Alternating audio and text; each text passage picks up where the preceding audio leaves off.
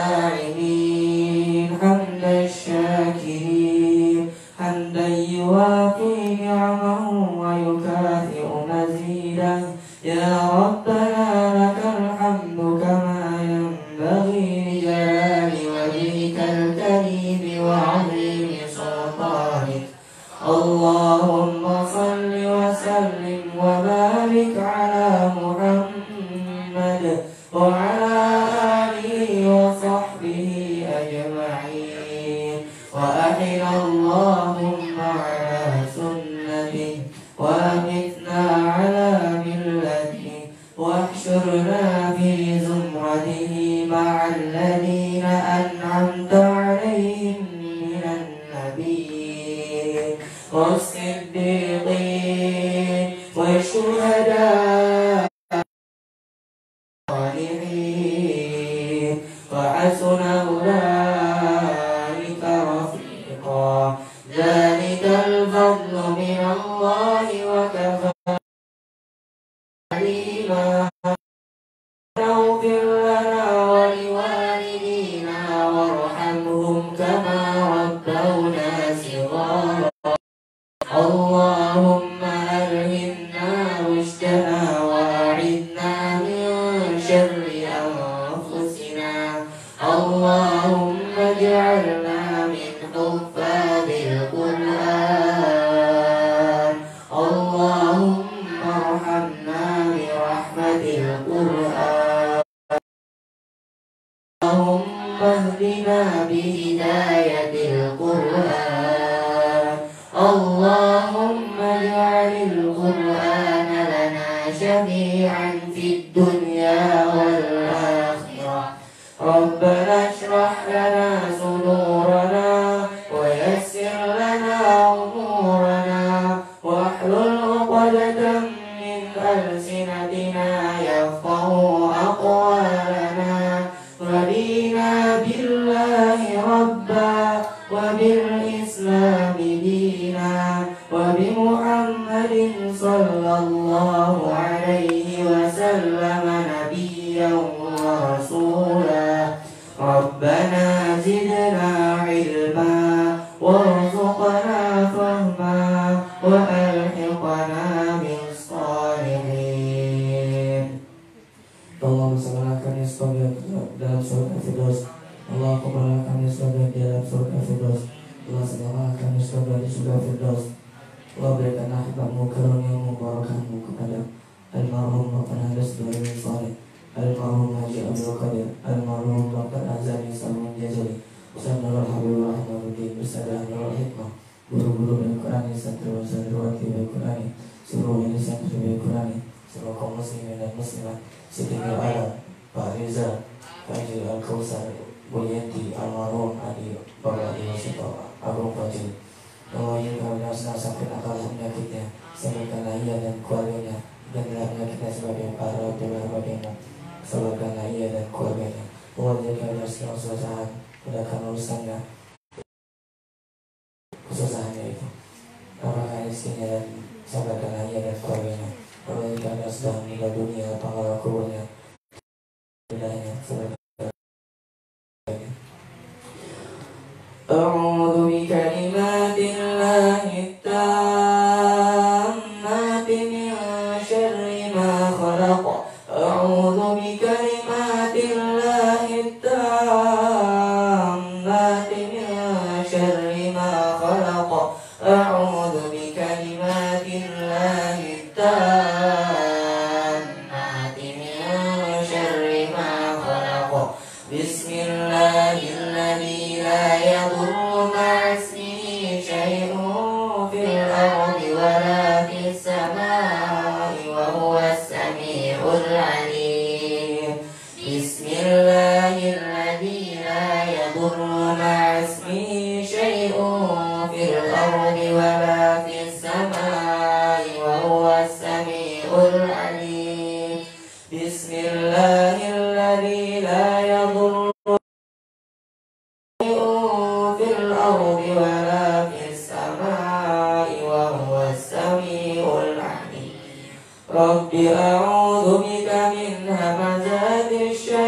الشياطين وأعوذ بك رب أن يحضرون رب أعوذ بك من همزات الشياطين وأعوذ بك رب أن يحضرون رب أعوذ بك من همزات الشياطين وأعوذ بك رب أن يحضرون اللهم إنا نعوذ بك من البرص والجنون والجذام ومن سيء الأسقام اللهم إنا نعوذ بك من شر فيروس كورونا يا ربنا إن هذا الفيروس قد مس الناس في أكثر البلاد اللهم فاصرفه عنا وعن معهدنا وعن بيوتنا وعن مساجدنا وعن أهلينا وعن أمهاتنا وآبائنا وإخوتنا وأخواتنا وأولادنا وبناتنا وأزواجنا وذرارينا وأساتذتنا وعلمائنا وحبائبنا وشيوخنا ومشايخنا وطلابنا وطالباتنا وجماعاتنا وأطبائنا وممرضينا ومقاضينا وموظفينا ومساهمينا ومساهماتنا وبلادنا وكل بلاد المسلمين وجميع المسلمين والمسلمات والمؤمنين والمؤمنات في كل مكان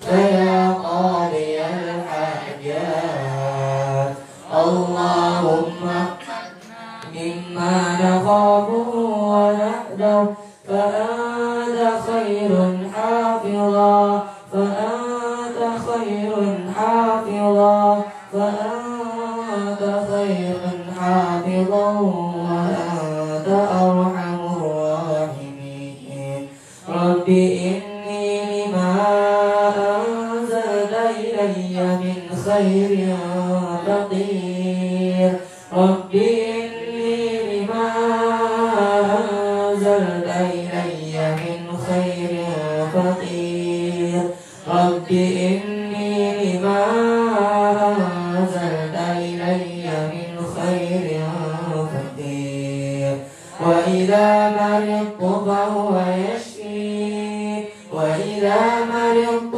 فهو يشفين وإذا مرضت فهو يشفين سلام على نوح في العالمين سلام على نوح في العالمين سلام على نوح في العالمين اللهم لا يأتي بالحسنات إلا أنت ولا يدفع السيئات إلا أنت ولا حول ولا قوة إلا بك اللهم لا خير إلا خيرك ولا طير إلا طيرك ولا إله غيرك لا إله إلا أنت سبحانك إني كنت من الظالمين اللهم إنا نعوذ بك من جهد البلاء ودرك الشقاء وسوء القضاء وشماتة الأعداء اللهم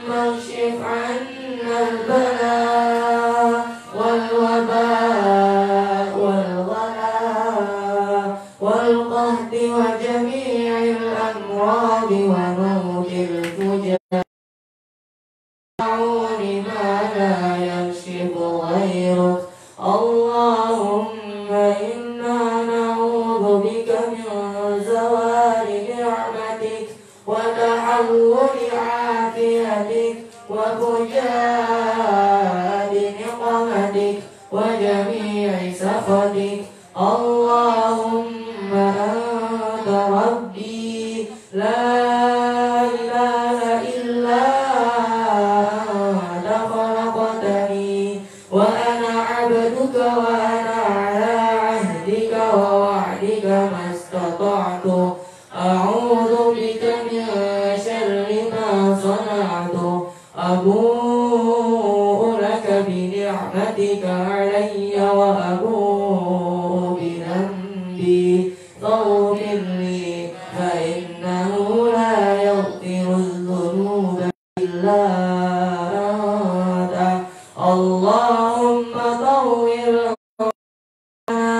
وصحح أجسادنا ونور قلوبنا وثبت إيماننا وأحسن أعمالنا ووسع أرزاقنا وإلى الخير قربنا وعن الشر أبعدنا واقض حوائجنا في الدين والدنيا والآخرة إنك على كل شيء قدير.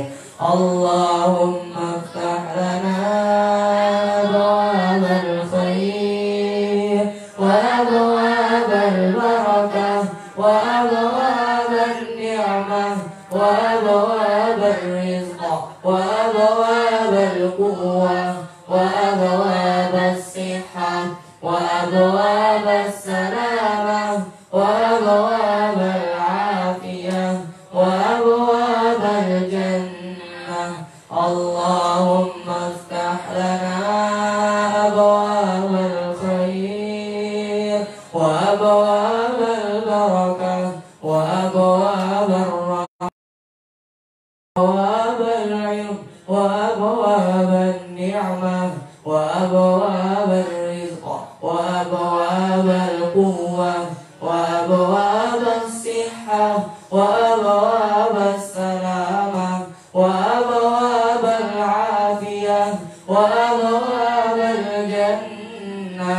اللهم افتح لنا أبواب الخير وأبواب البركة وأبواب الرحمة وأبواب العلم وأبواب النعمة وأبواب الرزق وأبواب القوة وأبواب الصحة وأبواب السلامة وأبواب العافية وأبواب الجنة.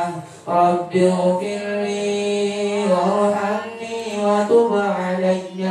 رب اغفر لي وارحمني وتب علي. رب اغفر لي وارحمني وتب علي. ربنا آتنا في الدنيا حسنة وفي الآخرة حسنة وقنا عذاب النار بفضلك سبحانك رب العزة عما يصفون وسلام على المرسلين والحمد لله رب العالمين.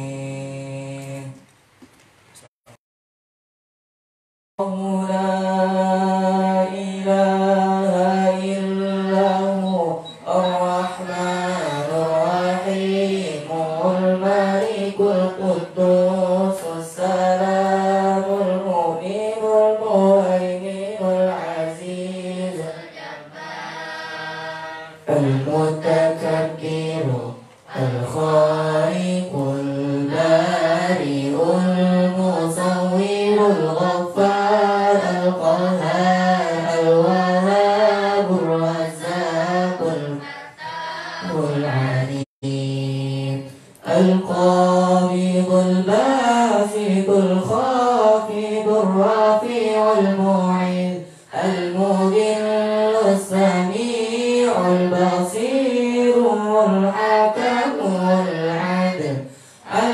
اللطيف الخبير العليم العظيم الغفور الشكور العلي الكبير حفيظ المقيت الحسيب الجليل الكريم الرقيب المجيب الواسع الحكيم الودود المجيد البعيد الشهيد الحق الوكيل القوي المتين الولي الحميد المحسن المبدئ المعيد المحيي المميت الحي القيوم الوجيد الماجد الواحد الأحد الصمد القادر المقتدر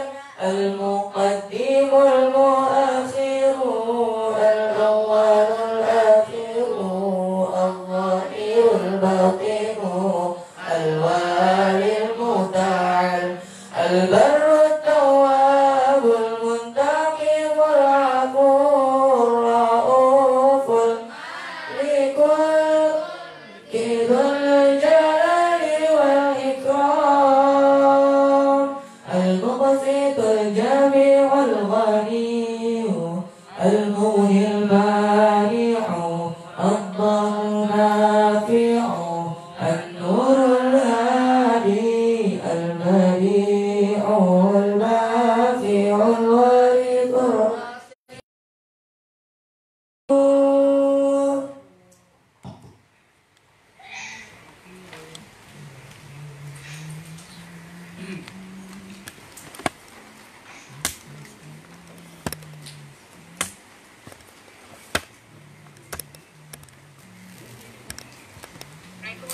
Waalaikumsalam warahmatullahi wabarakatuh. Langsung dimulai aja Ustaz, silakan. Enggak. Gak perlu Ustaz aja langsung yang berkata-kata. Ya. Bismillahirrahmanirrahim. Assalamualaikum warahmatullahi wabarakatuh. Alhamdulillahilladzi anzalal qur'ana fi Ramadan hudan linnasi wa bayyinatin minal huda wal furqan. Asyhadu an la ilaha illallah wahdahu la syarikalah wa asyhadu anna Muhammadan 'abduhu wa rasuluh, amma ba'd. Faqad qala Allah ta'ala fi kitabil karim, a'udzu billahi minasyaitonir rajim. Innal ladzina 'inda rabbika la yastakbiruna 'an 'ibadatihi wa yusabbihuna walahu yasjudun. Shadaqallahul azim. Allahumma arhamna bil Qur'an. Ibu-ibu yang saya muliakan, jemaah Masjid Baitul Hikmah dan juga Bapak Ibu yang di rumah. Jadi mohon maaf ibu-ibu, ini juga kita siarkan langsung lewat IG dan FB ya. Dan juga para santri yang hadir, yang masih mondok di pondok pesantren. Ya, alhamdulillah, syukur pada Allah Subhanahu wa taala kita masih diberi kehidupan di bulan Ramadan 1441 Hijriah. Syahrun mubarakun, bulan yang penuh keberkahan. Syahrul jihad, bulan jihad dan perjuangan. Jadi sekarang kita mesti sadar bahwa kita sedang berada di Syahrul jihad, bulan perjuangan, jihad. Karena jihad pertama kali perang Badar terjadi di bulan Ramadan. Dan ini adalah jihad yang terbesar, perang yang terbesar, yang kisahnya disebutkan dalam 2 surat. Ya, sekaligus dengan perang Uhudnya, yaitu di surat Al-Anfal dan juga surat At-Taubah. Ya. Jadi saking hebatnya 2 surat ini lebih rinci menjelaskan tentang kedua peperangan tersebut dan juga akhir perjuangan dakwah Nabi di surat At-Taubah nanti. Salawat dan salam semoga selalu terlimpah dan tercurah buat junjungan tercinta Nabi Muhammad sallallahu alaihi wasallam yang mengajari kita untuk selalu berjihad. Ya, berjihad artinya berjuang sungguh-sungguh dalam segala kondisi dan situasi, termasuk kondisi ketika pandemi. Ya, kita berpuasa, maka kita mesti sadar bahwa memang inilah jihad kita. Memang ketika pandemi terjadi, orang yang ada di wilayah zona pandemi itu sedang berjihad, sehingga yang matinya mati syahid, yang tidak meninggal, dia tetap bertahan. Ya, kalau dia sehat walafiat sampai selesai pandemi ini, maka dia akan mendapat pahala syahid walaupun tidak mati. Ya, ini kehebatan orang yang berada di negeri pandemi, asal dengan syarat lam yakhruju min baladit ta'un, dia tidak keluar dari negeri bencana, dari negeri wabah. Kalau dia keluar, maka hilanglah pahala jihad tersebut. Jadi ibu sekalian, tidak mudik ini karena kita sedang berjihad. Jadi kalau sudah mudik, maka hilanglah pahala jihad tersebut. Jemaah rahimakumullah, kita akan sambung kembali kajian kita Jumat yang lalu. Bapak Ibu yang di rumah juga ikutin surat Al-Anfal. Al-Anfal artinya rampasan perang, harta rampasan perang yang dia lebih hebat dan lebih dahsyat daripada ghanimah. Ya, lebih banyak, lebih berarti dibanding dengan hanya sekedar ghanimah. Jadi Anfal, harta rampasan yang begitu banyak dan besar. Nah, kita sudah masuk ayat pertama, sekarang ayat kedua. Ayat ini coba kita baca sampai ayat sementara. Nanti kalau penafsirannya sampai 1 atau 2 ayat, tinggal kita sesuaikan. Kita awali ta'awuz dan basmalah, lalu baca surat Al-Anfal ayat 2 sampai ayat 4. Wahid iznan salatah. A'udzu billahi minasy syaithanir rajim. Bismillahirrahmanirrahim. Innamal mu'minuna alladzina idza dzukirallahu wajilat qulubuhum wa idza tuliyat 'alaihim ayatuhu zadatuhum imanan wa 'ala rabbihim yatawakkalun. Alladzina yuqimuna as-salata wa mimma razaqnahum yunfiqun. Ulaika humul mu'minuna haqqan, lahum darajatun 'inda rabbihim wa maghfiratun wa rizqun karim. Sadaqallahul azim. Innamal mu'minun, sesungguhnya hanya dinamakan orang-orang yang beriman. Jadi ini hanya dimiliki orang-orang beriman, tidak dimiliki oleh orang yang tidak beriman. Siapa mereka? Alladzina, yaitu orang-orang yang idza dzukirallahu, apabila disebutkan, diingatkan Allah, diingatkan atau disebutkan Allah, wajilat qulubuhum, bergetarlah hati mereka. Wa idza tuliyat 'alaihim ayatuhu, dan apabila dibacakan kepada mereka ayat-ayat Allah, zadathum iman, imannya selalu bertambah. Ya, bertambah menuju kesempurnaan iman. Wa 'ala rabbihim yatawakkalun, dan hanya kepada Tuhan mereka berserah diri, bertawakal. Alladzina yuqimuna as-shalah, yaitu orang-orang yang senantiasa beramal dengan mendirikan salat. Wa mimma razaqnahum yunfiqun, dan dari apa-apa yang telah kami rezekikan kepada mereka selalu mereka infakkan. Jadi ini ayat terkait dengan ayat sebelumnya yang menyebutkan bahwa orang-orang yang beriman pasti menang ketika mereka menjadi tentara-tentara Allah dengan sifat-sifat sebagaimana yang disebutkan oleh akhir surat yang lalu, ayat terakhir surat yang lalu, yaitu surah Al-A'raf. Ya, Allah sebutkan innalladzina 'inda rabbika, sesungguhnya orang-orang yang di sisi Tuhan mereka la yastakbiruna, mereka tidak pernah sombong an ibadatihi, untuk selalu menyembah Allah.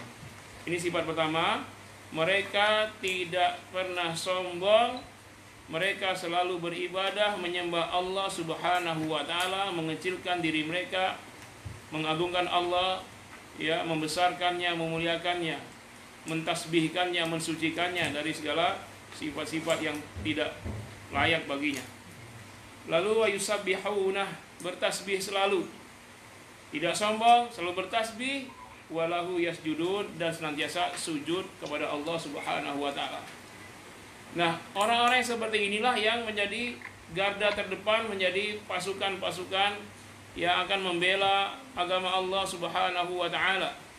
Mereka menjadi pasukan-pasukan, menjadi singa-singa yang gagah perkasa di medan perang. Sehingga ayat berikutnya, ayat Anfal, terkait dengan perang langsung bicara soal harta rampasan perang yang besar. Artinya apa? Banyak proses yang dilalui dari penyebutan ayat perang ini. Mestinya kan ada menyebutkan pasukan-pasukan, menyebutkan persiapan perang, menyebutkan infak dalam perang itu berupa senjata, konsumsi tenaga dan nyawa sekalipun, lalu menyebutkan bagaimana proses perang, menyebutkan bagaimana kemenangan diraih. Nah, di sini langsung bicara harta rampasan perang. Artinya apa? Pasti menang dan pasti meraih harta rampasan yang sangat banyak dan berlimpah. Kenapa? Karena pasukannya memiliki ciri-ciri la yastakbiruna an ibadatihi, tidak pernah sombong untuk menyembah Allah Subhanahu wa taala. Yusabbihuna, kemudian senantiasa mensucikan Allah, walahu yasjudun, dan senantiasa sujud kepada Allah Subhanahu wa taala. Pasukan seperti inilah yang akan memporak-porandakan barisan pasukan musuh, ya. Makanya mereka menjadi singa-singa yang gagah perkasa di medan-medan perang, yang menerkam setiap musuhnya karena niat ikhlas semata, karena menegakkan li'ilahi kalimatillah, meninggikan agama Allah Subhanahu wa taala. Nah, setelah kemenangan diraih, ternyata manusia sehebat apapun imannya pasti ada godaan harta. Lihat di depan, orang-orang kafir sudah banyak yang lari tunggang langgang, ya. Sementara meninggalkan banyak sekali rampasan perang, harta-harta, emas-emas batangan, kuda-kuda yang gagah, onta pun ditinggalkan. Dan termasuk di antara yang menjadi rampasan perang adalah seluruh harta yang menjadi modal perang mereka itu. Sehingga ada yang tergoda. Jadi memang dunia ini menggoda, lagi jihad saja orang tergoda. Karena dunia ini begitu memukau, menyilaukan mata. Karena dunia ini ditambah dengan jabatan. Karena mereka setelah berperang ingin dapatkan kedudukan. Ada yang setelah perang ingin mendapatkan jodohnya. Karena wanita-wanita kafir yang ikut perang itu jadi tawanan perang pula. Ya, mereka pun ingin mendapatkan mereka. Jadi fitnah dari dunia. Ya, dunia itu isinya kekuasaan dan harta, dan fitnah wanita. Harta, tahta, wanita bisa membuat orang terlena. Bisa membuat seorang yang alim menjadi bahlul. Bisa membuat orang yang kuat imannya menjadi goyah sehingga berbuat kemaksiatan. Tidak menutup kemungkinan pasukan jihad pun tergoda seperti itu. Maka di antara mereka sudah mulai mempertanyakan bagaimana ini hasil rampasan perang. Bagaimana? Dan mereka belum pernah berpengalaman menang. Sekalinya menang dapat rampasan yang berlimpah-limpah. Maka kecondongan kepada dunia sudah menggoda sebagian mereka untuk mengambilnya dengan cara yang tidak sah. Maka sebelum itu terjadi, maka sudah ditegah lebih dahulu. Di antara mereka membawa perkara ini kepada Rasulullah, yas'alunaka 'anil anfal. Mereka minta fatwa kepada engkau ya Muhammad. Mereka ingin mendapatkan kejelasan soal harta rampasan perang yang banyak ini, dari kuda-kudanya, dari onta-onta, dari emas-emas, dan dari wanita-wanita cantik yang bisa membuat mereka terlena. Nah, memang fitnah dunia, fitnah wanita dan jabatan ini sangat mudah membuat orang yang alim jadi maksiat. Pasukan jihad pun bisa tergoda dengan semua ini kalau niat jihadnya sudah tidak lagi semata karena Allah. Nah, karena itulah maka Rasul mengetahui, ya, di antara hati-hati kaum muslimin yang ikut jihad ini ada yang sudah mulai tergoda dengan dunia, dengan wanita dan kekuasaan. Maka untuk menutup kemungkinan terjadinya penyimpangan, maka Allah perintahkan kepada Nabi, qul, katakan ya Muhammad, al-anfal, bahwa harta rampasan perang itu semuanya itu lillahi, milik Allah. Ketika seorang mukmin mendengar lafaz Allah, tergetar hatinya, muncul khaufnya, ketakutan kepada Allah Subhanahu wa taala, sehingga tadi hati yang sudah condong kepada harta mulai tidak condong lagi. Ya, ketika Rasul katakan ya ayyuhal mu'minun, wahai orang beriman, Al-Anfal, seluruh harta rampasan ini lillah, milik Allah. Barulah tadi hati-hati yang ingin mendapatkan emas langsung merubah niatnya kembali kepada Allah. Hati yang ingin dapatkan wanita merubah niatnya kembali kepada Allah. Yang ingin dapat jabatan merubah niatnya kembali kepada Allah. Kenapa? Ditegaskan Al-Anfal kulluhu lillah, seluruh harta rampasan perang milik Allah. Baru manusia yang beriman sadar. Lalu supaya lebih kokoh lagi, tidak hanya milik Allah wa rasulah, itu pun juga ya milik rasulnya, wa rasul ya, wa rasuli, dan milik rasul. Maksudnya apa? Oke deh, ini milik Allah, tapi Allah tidak mungkin memakan harta rampas perang. Allah tidak butuh kuda-kuda perang, onta-onta sebagai harta tunggangan dan lain. Allah tidak butuh itu semua, karena itu pasti dibagi. Tapi ingat, war rasuli, cara pembagiannya diserahkan sepenuhnya kepada Rasul.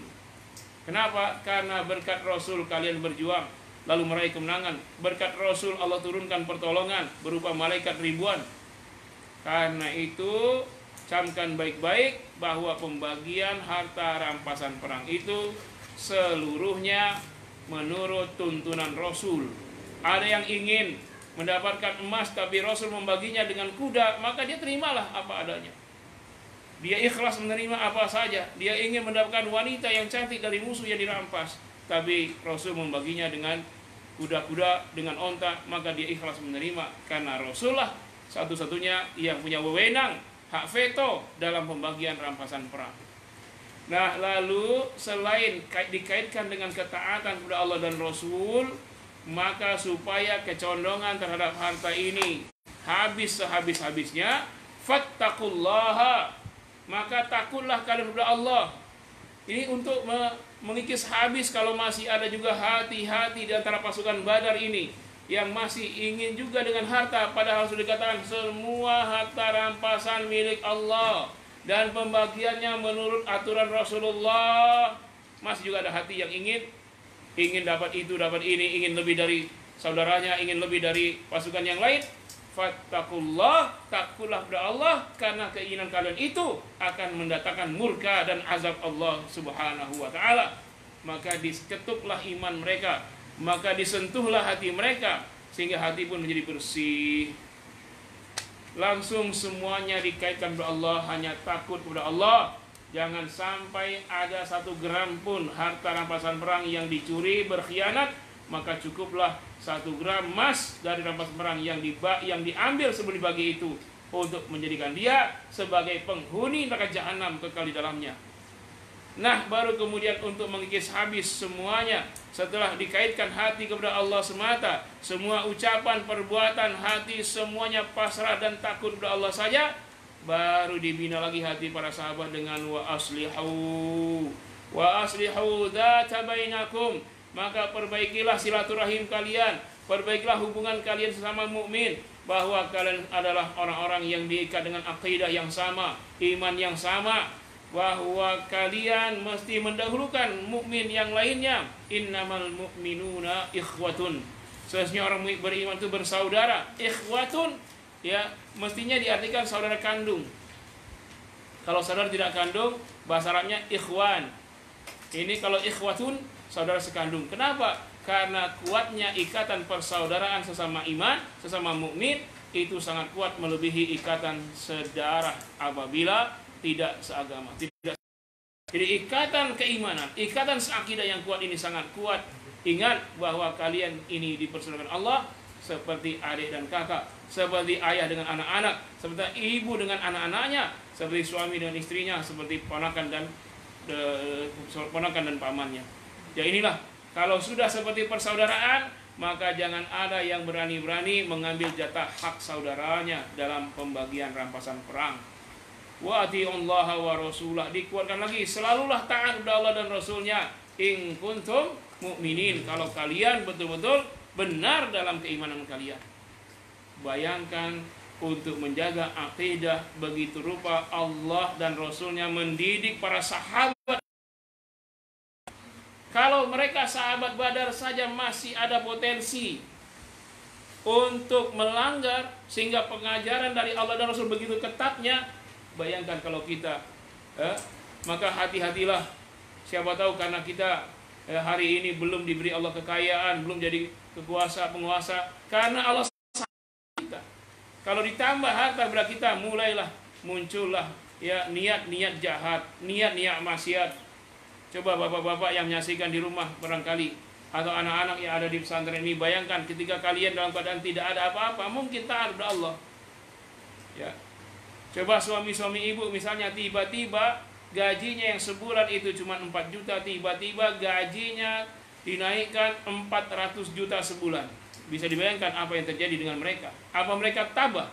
Apa mereka masih kuat akidahnya? Jangan-jangan yang terpikir oleh dia, ini uang sebanyak ini mau kemana? Ya, apakah mau kawin lagi? Ataukah untuk dibuat maksiat? Kenapa tidak siap menerima harta sebanyak itu? Dalam waktu sebulan 400 juta. Maka wajarlah ketika Allah kasih rezeki barangkali sebulan hanya 2 juta, 3 juta dalam bentuk harta, uang, hanya segitu untuk menjaga akidah kita.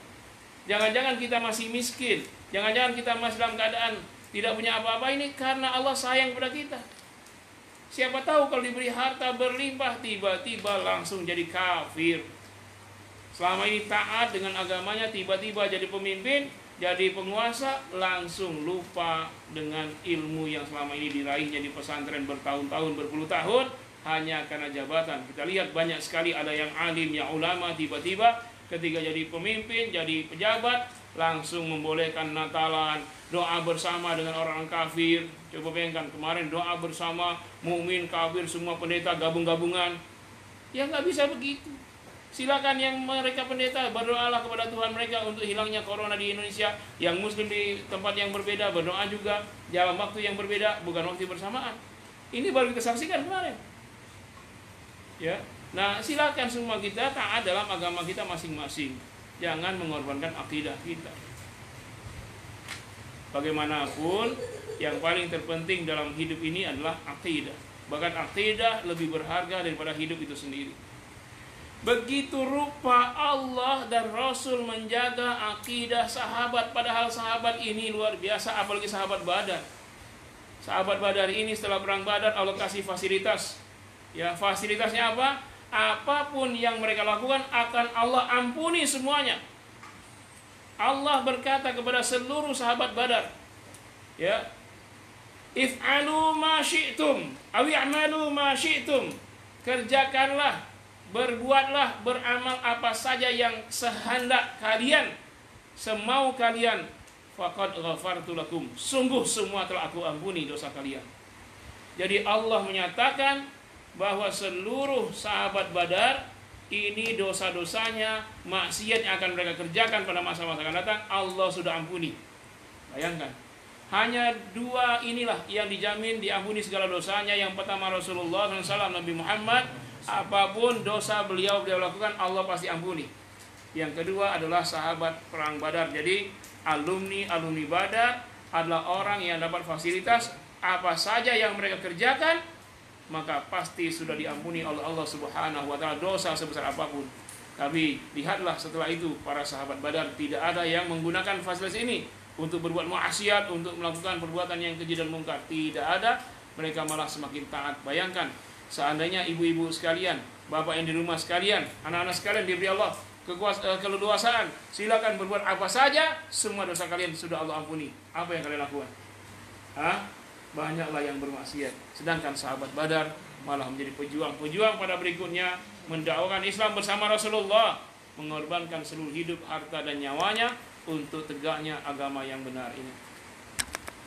Nah, lalu ayat kedua dari surat Al-Anfal menegaskan kembali sifat-sifat orang-orang beriman yang disebutkan di akhir surat Al-A'raf sehingga menjadi pasukan-pasukan hebat.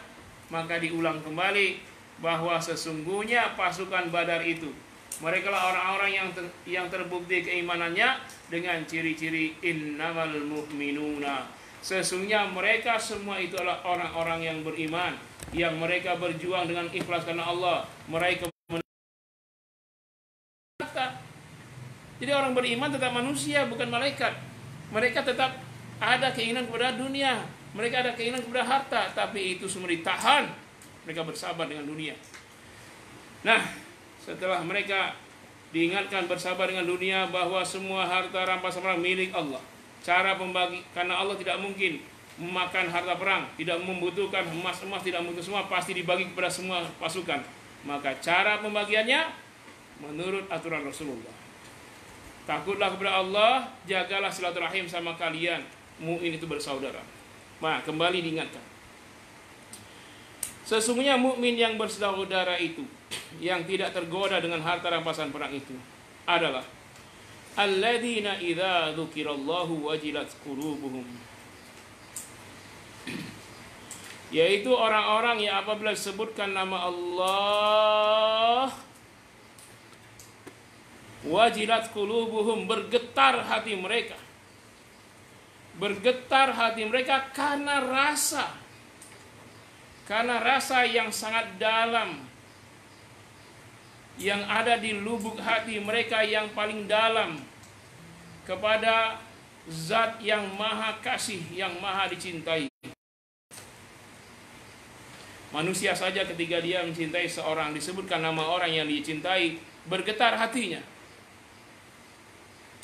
Apalagi Allah yang pasti Ar-Rahman, maha pengasih. Tentu saja orang beriman sangat mencintai Allah. Ketika disebut nama Allah, maka getaran itu terasa sangat kuat. Tidak benar iman kita kalau disebutkan orang yang kita cintai, hati kita bergetar, tapi disebut nama Allah tidak ada getaran sama sekali, tak ada iman. Kalau disebut nama manusia yang dia sayangi saja bergetar hatinya, apalagi disebut nama Allah. Kenapa? Karena disitulah mahabbah, karena disitulah khauf dan roja. Ketika disebut Allah, maka terbayanglah kebesarannya, terbayanglah kemuliaannya, maha pemberi rezekinya, maha Rahman.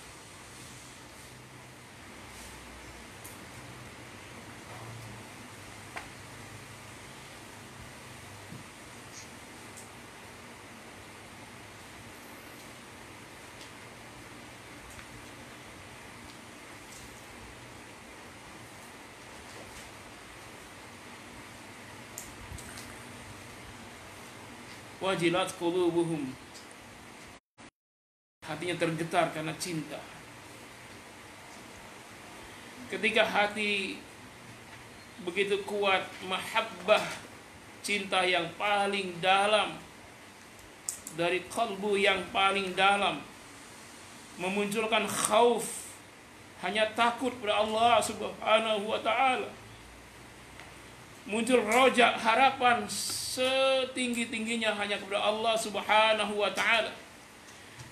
Hati yang diliputi khauf dan roja ini lalu mendorong, memotivasi dirinya untuk beramal, untuk berbuat, menggerakkan hatinya untuk melakukan action, untuk membuktikan cintanya kepada Allah. Ya Allah, semuanya untukmu, jangankan harta, jangankan kedudukan, nyawa pun hanya semata-mata untukmu. Qul, katakanlah, inna solati, sesungguhnya solatku, wa nusuki, semua ibadahku, wa mahyaya wa mamati, bahkan hidup ini Allah, bahkan matiku hanya untukmu, lillahi rabbil alamin, hanya untuk Allah Tuhan penguasa seluruh alam. Jangan harta, nyawa ini untukmu ya Allah. Maka kalau untuk Allah gaspol, untuk Allah total, jangan setengah-setengah, capek-capek sekalian, mati sekalian, mati lillahi rabbil alamin, di jalan Allah Subhanahu wa ta'ala. Betapa banyak kita mendengar nama Allah lalu cuek saja, tidak ada rasa, tidak ada mahabbah, khauf dan roja kepada Allah Subhanahu wa ta'ala. Tidak benar iman seorang ketika dia pemimpin yang diidolakan, dia bergetar hatinya disebut nama artis, dia bergetar hatinya disebut nama teman yang lama tak dijumpainya, bergetar hatinya sahabat karib lamanya, dia bergetar hatinya. Tapi disebut nama Allah dia cuek saja. Maka saya sampaikan kepada para santri di pondok pesantren, kalian tidak benar ketika menghormati ustadz, salaman, cium tangan, bolak-balik, tetapi kalian tidak punya rasa ketika disebut nama Allah. Tidak benar, hanya mencintai guru saja. Sering saya sampaikan, saya lebih senang kalian benci kepada saya, tapi kalian sayang dan cinta kepada Allah, daripada kalian sayang dan cinta kepada guru, tapi kalian tidak ada getaran ketika sebut nama Allah. Gagallah dakwah ini kalau menjadikan santri hanya senang dan cinta kepada gurunya. Gagal dakwah ini.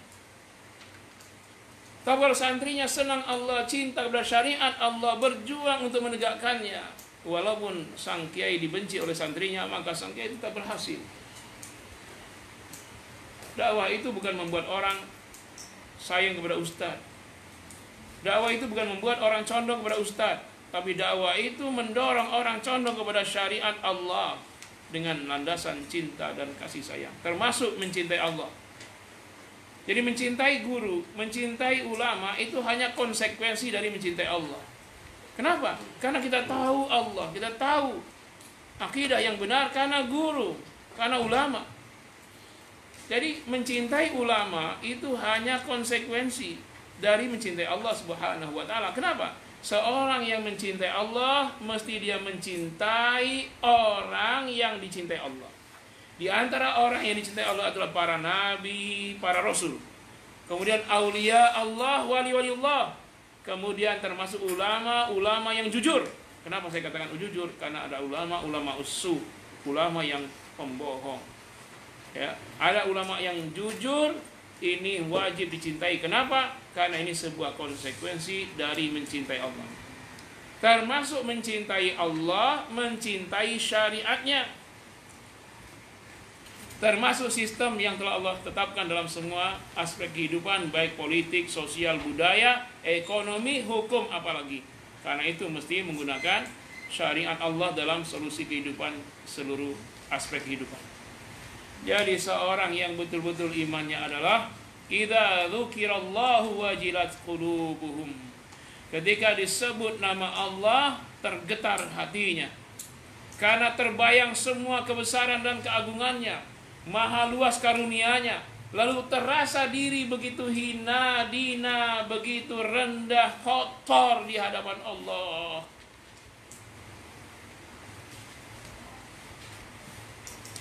Kalau rasa itu belum ada, maka belum disebut sebagai mukminun. Karena ini menggunakan lafaz innama. Innama dalam ilmu balaghah itu namanya al-hasar. Fungsinya lil ikhtisas, khusus saja. Khusus, sesungguhnya khusus disebut orang-orang yang beriman hanya kalau disebut nama Allah bergetar. Kalau tak bergetar, tak ada iman. Bukan orang yang beriman. Walaupun dia bersyahadat beribu-ribu kali, disebut nama Allah masih tidur juga. Disebut nama Allah tak ada reaksi di hatinya. Ketika baca Al-Quran malah dia tidur. Ketika doa yang panjang disampaikan kepada Allah malah dia tidur. Bukan bergetar hatinya. Ketika dibacakan Al-Quran dalam sholat yang panjang, bukannya mereka tergetar hatinya, tapi malah dia tertidur. Apalagi dalam ayat-ayat seringkali disebut nama Allah. Ketika imam baca Bismillahirrahmanirrahim, sudah menyebut nama Allah. Satu, Allah. Ar-Rahman. Dua, Ar-Rahim. Tiga, Alhamdulillahirabbil alamin. Ar-Rabb. 4. Kemudian lillah, alhamdulillah. 5. Lillah, Rabb, Rabbil alamin. 5 kali. Baru saja ayat kedua Fatihah sudah menyebut 5 kali nama Allah. Bismillahirrahmanirrahim 3 kali. Alhamdulillahirabbil alamin itu 2 kali. 5. Tambah Ar-Rahmanir-Rahim 2. Ar-Rahman nama Allah, Ar-Rahim nama Allah 7 kali. Maliki yaumiddin, Malik 8 kali. Iyyaka na'budu wa iyyaka nasta'in. Sebuah kepasrahan total hanya kepada Engkau ya Allah kami menyembah, hanya kepada Engkau kami mohon pertolongan. Ya, berkali-kali disebut nama Allah dalam ayat yang panjang, apalagi salat tarawih 1 juz dibacakan, tentu berulang-ulang nama Allah disebutkan, lalu ada saja yang salatnya tidur. Aina imanuna, iman kita di mana? Padahal cirinya orang beriman ketika disebut nama Allah bukan tidur, tapi bergetar hatinya.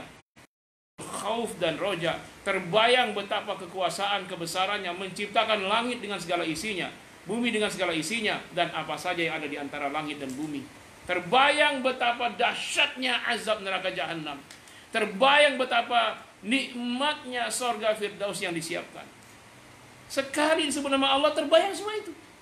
Neraka jahanam dengan segala macam azab-azabnya terbayang. Sorga dengan segala nikmatnya terbayang. Ketika disebut satu saja, Allah. Apakah sudah sampai seperti itu akidah kita?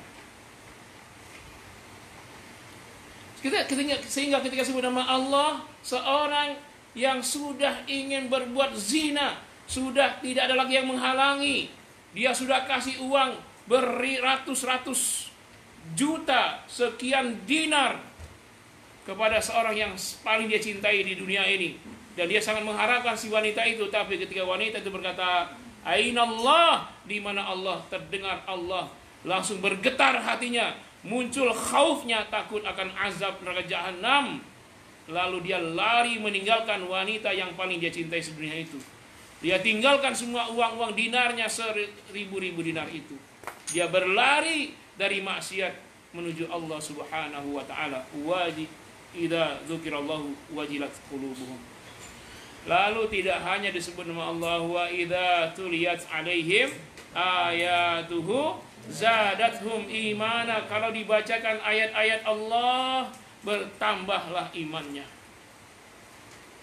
Disebut ayat Allah, bergetar hatinya, bertambah imannya. Kenapa? Ayat Allah itu bukanlah tulisan yang sama seperti tulisan dalam koran, dalam majalah dan buku-buku. Bukan. Ayat-ayat Allah itu adalah kalam Allah, kata-kata Allah yang sangat dia cintai.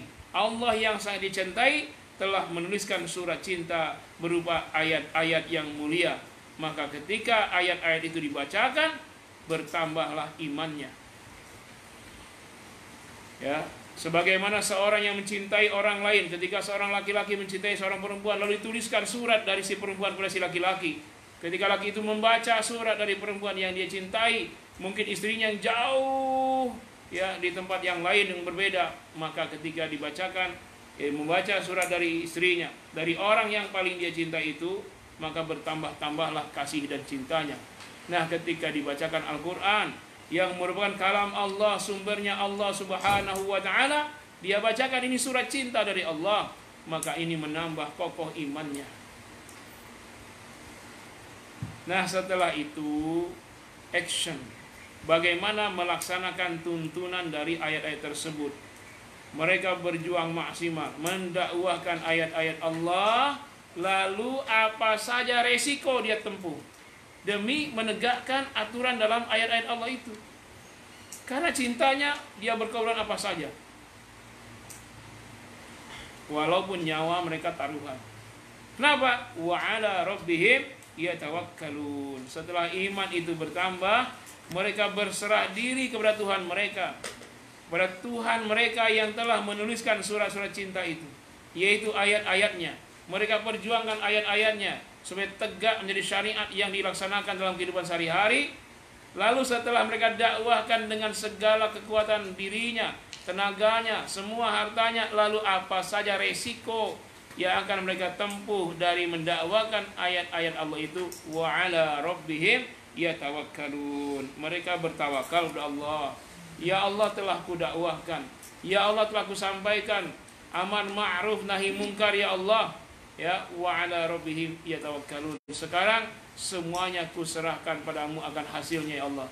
Kami hanya melakukan kewajiban, sementara hasilnya kami serahkan, kami pasrah kepadamu saja, ya Allah. Jadi inilah ciri khas orang-orang yang beriman, yang mereka berjuang pasti Allah beri kemenangan, diberi harta rampasan berlimpah-limpah itu. Orang-orang tersebut sudah pernah ada. Mereka semua adalah para sahabat-sahabat Nabi SAW. Tentu saja Nabi Muhammad sebagai pemimpinnya. Sahabat-sahabat Nabi, kemudian para tabi'in yang berjuang menyebarkan Islam sampai seantero dunia. Bayangkan lebih enak di Madinah, enak-enak di Madinah para sahabat, tiba-tiba mereka sendirian saja, ada yang ke Syam, ya, Abu Musa al-Asy'ari misalnya. Mereka lagi enak-enak nyaman di Madinah bersama para sahabat-sahabat Nabi yang lain. Mereka menyebar ke Mesir, Amr bin As, ke Afrika Utara, tandus yang belum tentu ada apa-apa di sana. Mereka semua menyebar, mendakwakan ayat-ayat Allah Subhanahu wa taala. Kalau mereka mau enak, setelah Nabi wafat, Madinah makmur, negeri yang subur, kaya raya, mereka tidak usah kemana-mana, di sana aja dia, para sahabat itu. Tapi tidak, ya, mereka menyebar, ya, untuk mendakwakan ayat-ayat Allah ke seantero dunia, sehingga kita bangsa Indonesia sekarang mendapatkan hidayah, meraih, ya, hidayah Islam ini. Karena apa? Karena menyebarnya para sahabat-sahabat ke seantero dunia. Mereka ke negeri masing-masing menjadi ulama-ulama. Lalu murid mereka itu tabiin menyebar kemana-mana, ya. Kemudian tabiin menjadi guru, muridnya adalah tabiut tabiin juga, ya, menjadi guru, menyebar sampailah Islam ini ke Indonesia. Kalaulah bukan dakwah amar ma'ruf nahi munkar, maka Islam tidak akan sampai ke Indonesia. Barangkali kalau tidak ada dakwah para ulama, ya, sampai ke Indonesia, barangkali hari ini kita masih menyembah batu, menyembah kayu, dan menyembah hantu. Karena begitulah nenek moyang kita dahulu, animisme, dinamisme, menyembah arwah, menyembah berhala, ya. Masuknya para ulama menyebarkan Islam, maka sekarang kita mengenal Allah dan Rasulnya, mengenal Al-Quranul Karim. Nah, jadi begitu rupalah persiapan seorang mukmin yang mereka menjadi pasukan-pasukan handal yang layak mendapat kemenangan. Begitulah juga seleksi para prajurit setelahnya, termasuk Muhammad Al-Fatih sang penakluk. Dan juga kita berdoa ke depan ada muncul, ya, para pejuang-pejuang seperti sahabat Badar di zaman sekarang, menjadi pejuang seperti Muhammad Al-Fatih di zaman saat ini. Apalagi sekarang lagi pandemi corona ini, tentu saja bukan tempat kita untuk tidur-tidur saja. Tetap dakwah amar ma'ruf nahi munkar, walaupun lewat media online seperti sekarang yang kita lakukan. Tidak boleh berhenti. Dakwah tidak boleh berhenti karena corona. Dakwah tidak boleh berhenti karena banyak yang dipecat lalu miskin. Tidak. Sekalian lapar, sekalian berdakwah. Sekalian, ya, semuanya dilakukan. Daripada sudah kelaparan tidak berdakwah, ya. Apalagi ingin mengambil cara-cara kotor untuk sekedar mempertahankan nyawa dan kehidupan. Harus tetap menjaga yang halal dan thayyibah. Berjuang untuk jangka pendek, jangka panjang, dan juga untuk kemanusiaan. Barangkali ini yang saya sampaikan, dan kembali saya silakan kepada Ibu dan Bapak kalau ada pertanyaan, ya, kita bisa lanjutkan sampai jam 6 sore. Ya, saya tidak, ya, Bapak Ibu saja. Saya sampai jam 6:30 aja maksimal. Silakan, Bu. Ada pertanyaan? Yang mau tanya buka aja mic-nya.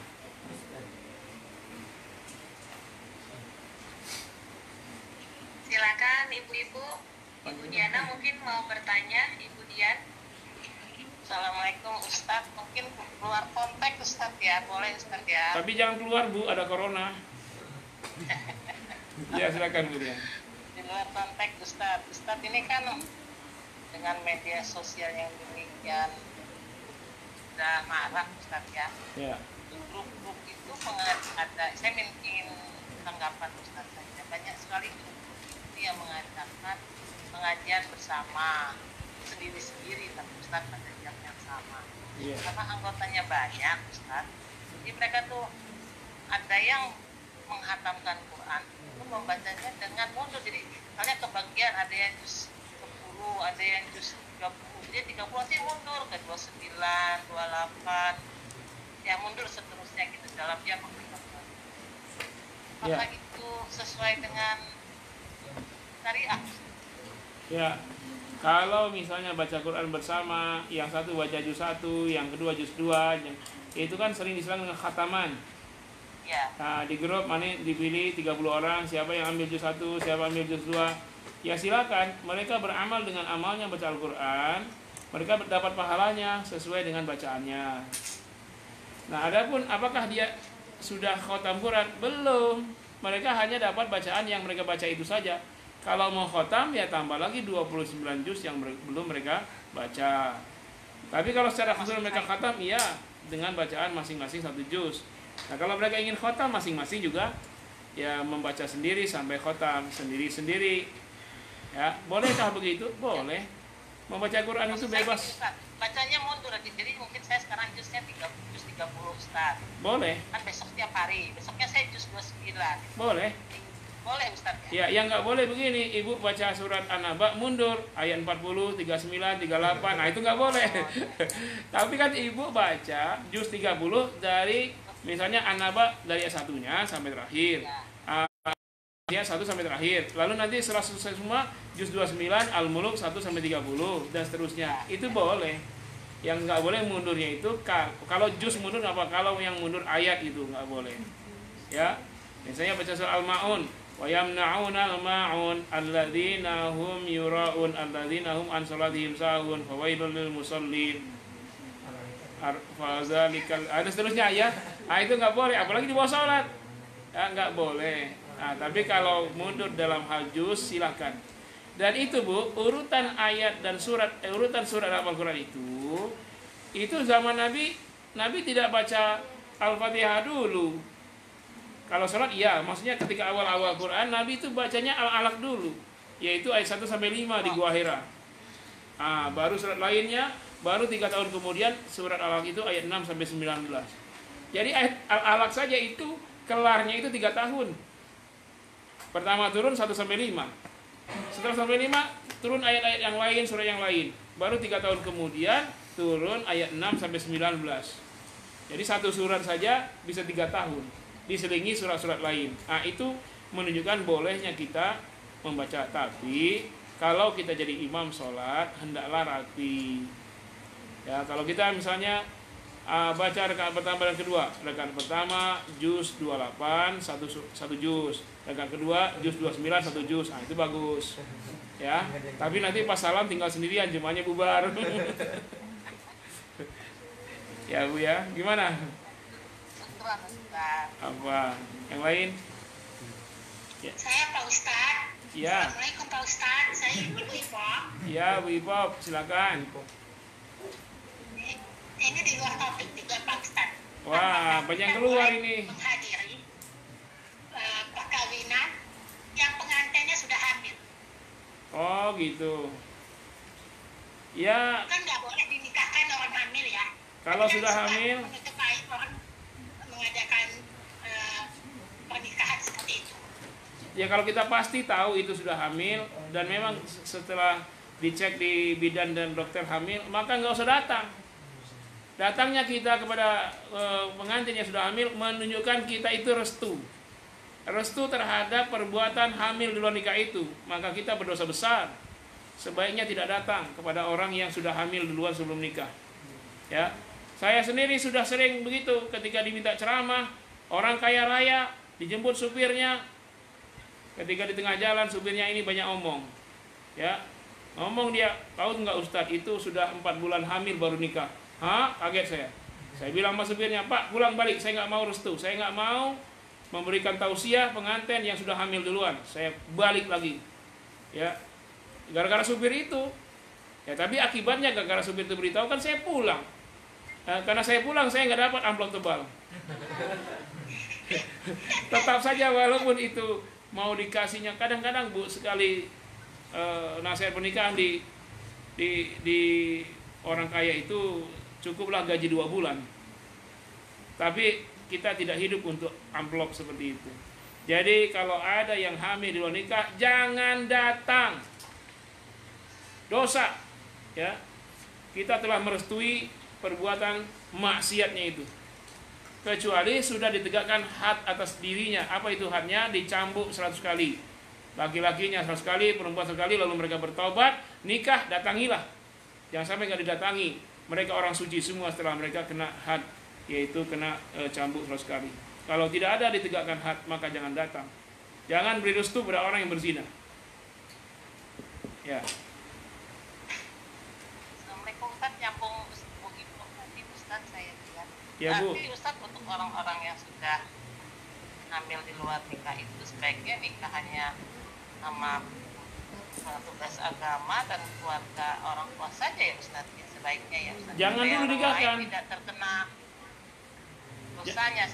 Jangan dulu nikahkan. Jadi suruh kedua-duanya bertaubat nasuha. taubat nasuha kepada Allah Subhanahu wa taala, berjanji jangan pernah ngulangin lagi.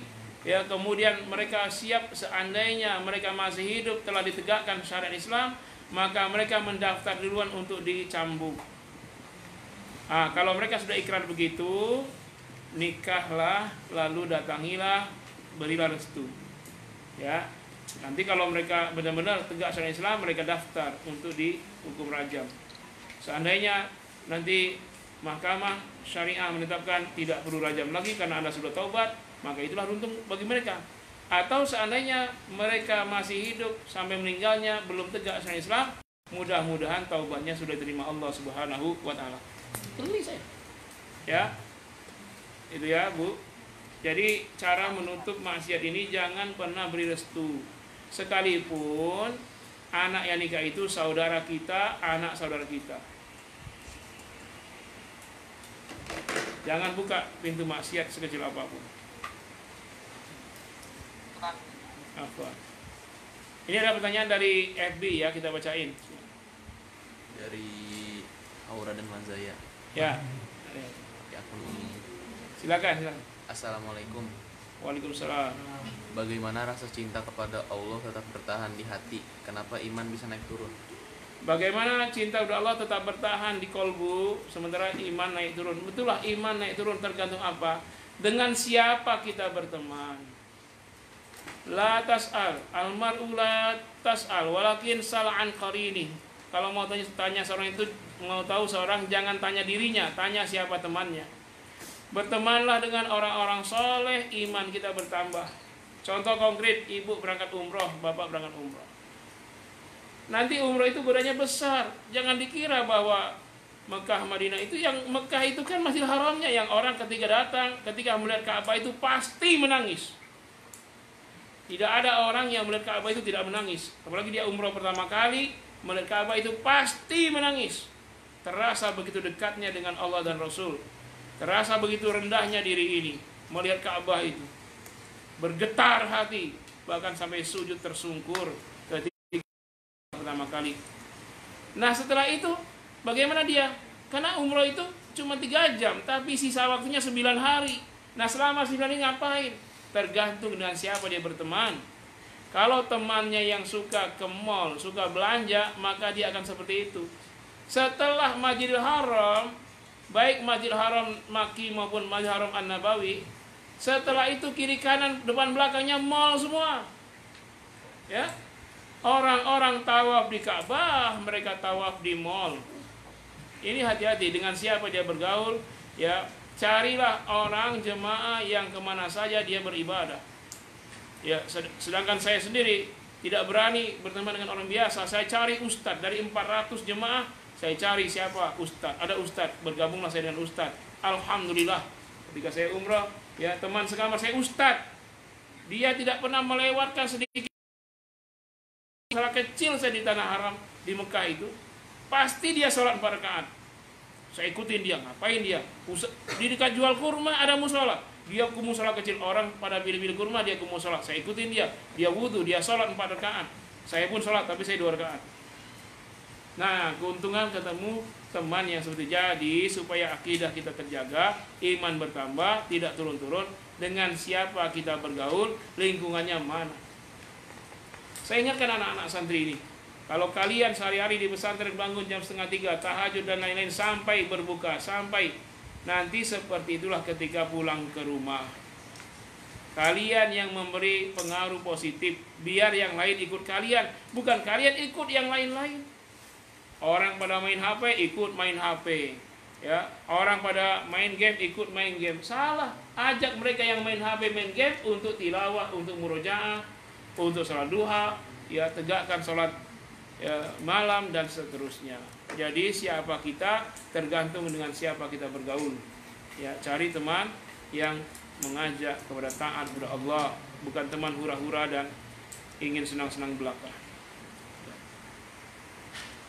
Makanya saya sangat khawatir di pesantren. Ketika di pesantren anak-anak terjaga. Sekarang ada informasi bahwa kalau masih jalan ini PSBB ini, mungkin tuntasnya awal tahun depan. Berarti dari sekarang sampai awal tahun depan tersisa 6 bulan atau 7 bulan. Jangankan 7 bulan anak-anak ini, libur 7 hari saja sudah hilang semua, apalagi 7 bulan. Susah mengontrolnya. Nanti kalau dia di rumah kita minta supaya nyambung di pesantren online, banyak yang keberatan. Kenapa? Nggak kebeli pulsa alasannya. Tapi kalau untuk game banyak pulsanya. Nah ini yang terjadi, hati-hati sekali. Ya. Memang kalau untuk mengajak kebaikan susahnya luar biasa, tapi kalau untuk keburukan lepaskan saja, pasti langsung jadi jelek. Nah, jadi ini ya ibu sekalian, seorang itu bagaimana dia tanya siapa temannya.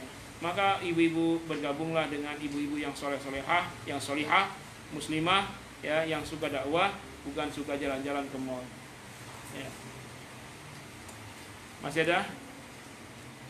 Belum jam 6 sore ini. Ya.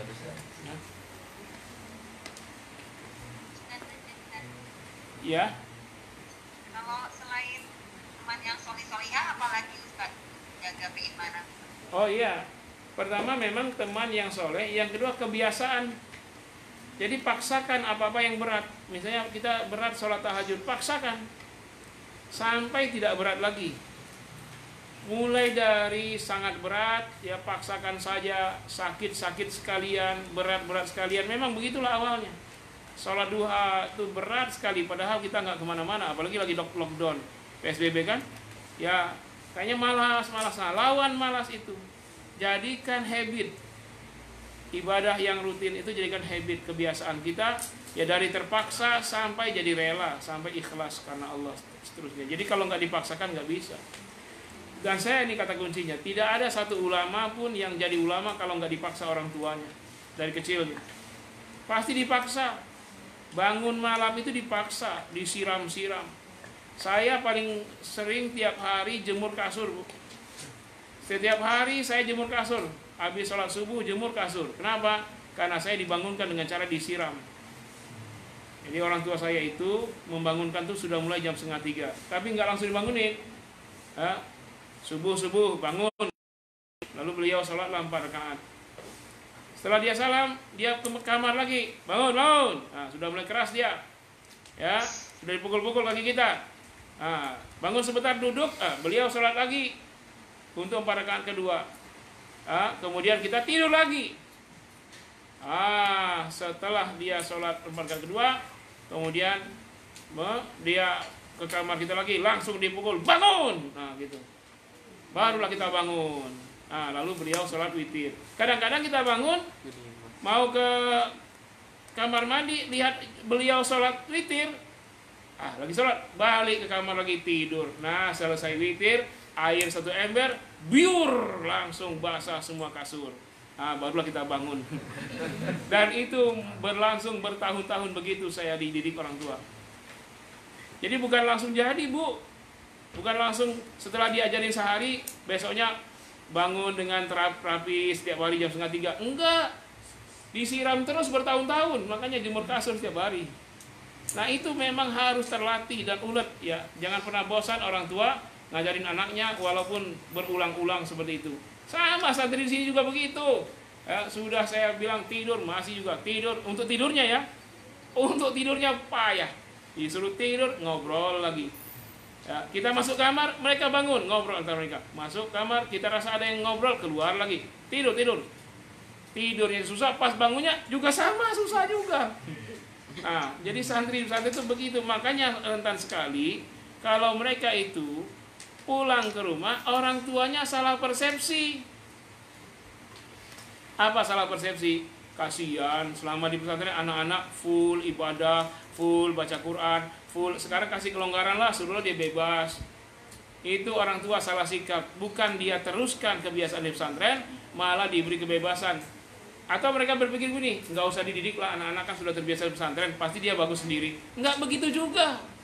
Walaupun udah 4 tahun di pesantren masih, cuman saya nggak siram.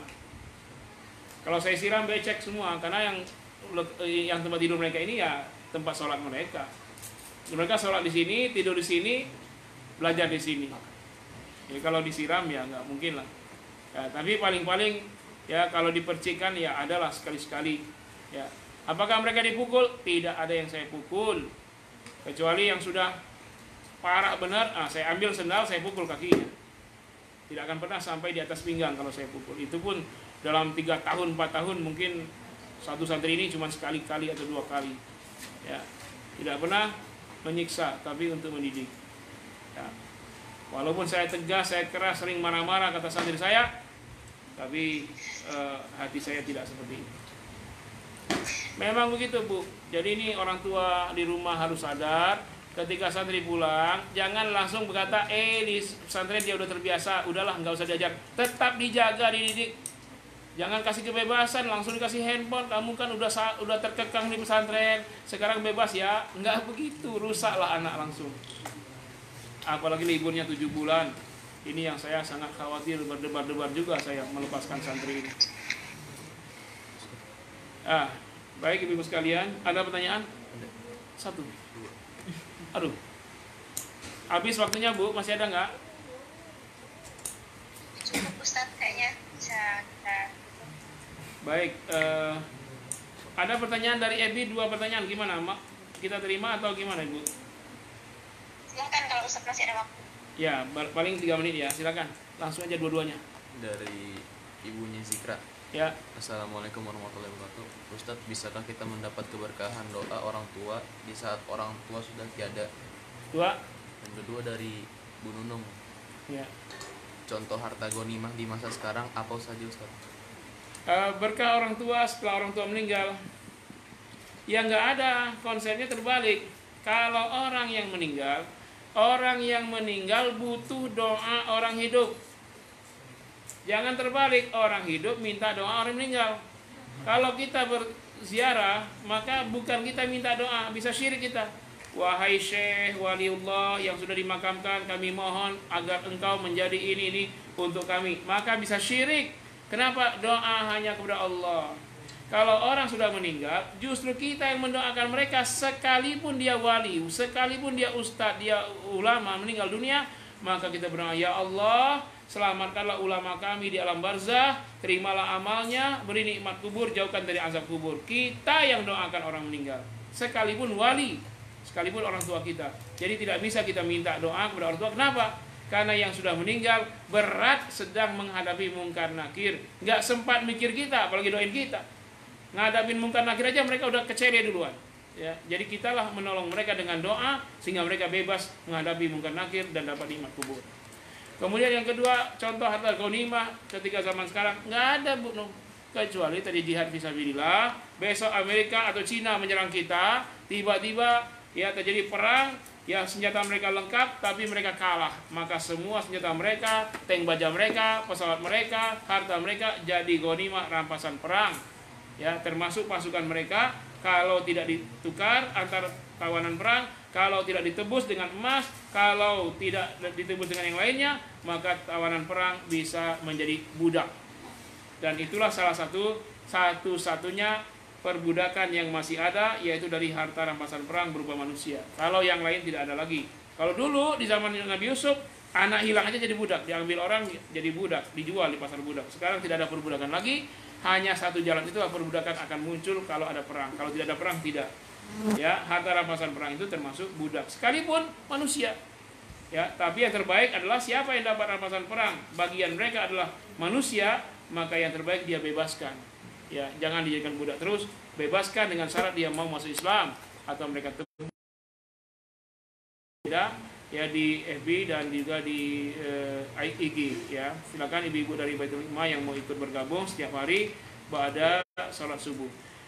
Sekarang kita sedang bahas zakat ya. Insya Allah besok nyambung tentang zakat tumbuh-tumbuhan dan zakat hewan ternak. Terima kasih banyak. Mohon maaf, Allah ketemuan ampun. Kita akhiri dengan istighfar 3 kali dan doa kafaratul majlis. Astagfirullahaladzim, astagfirullahaladzim, astagfirullahaladzim. Subhanakallahumma bihamdika asyhadu an la ilaha illa anta astaghfiruka wa atubu ilaik. Sedikit promo ibu-ibu sekalian, kami dari Pondok Pesantren menjual beras dan sembako. Kalau ibu-ibu butuh, kita bisa antar ke rumah masing-masing ya, baik itu untuk konsumsi maupun untuk bayar zakat fitrah. Ya, boleh beli ke kita lalu disalurkan zakatnya ke tempat lain, boleh beli ke kita nanti disalurkan lewat kita karena di 7 RT yang kita tangani, korban-korban corona yang di PHK, yang miskin-miskin, ya sebagian sudah kita bagikan dan kita masih menunggu sampai H-1 untuk kita bagikan kepada fakir miskin yang lainnya.